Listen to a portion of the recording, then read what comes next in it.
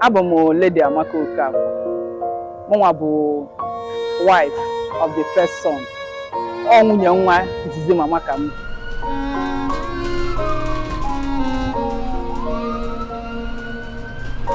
Ihe na-eme n'ụbọchị nke tata bụ we are celebrating the lives and times of a virtuous woman. Mama is a definition of a mother.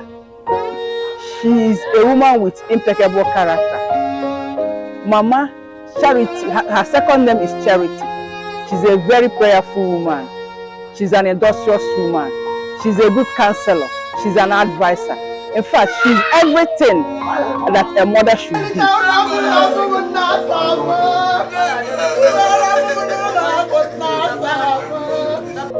She's a mother-in-law like no other.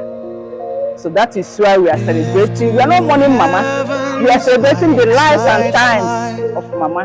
So that is what we are doing today.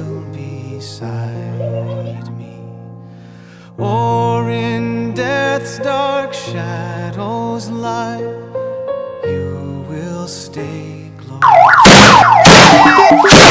The cars on the beats loading.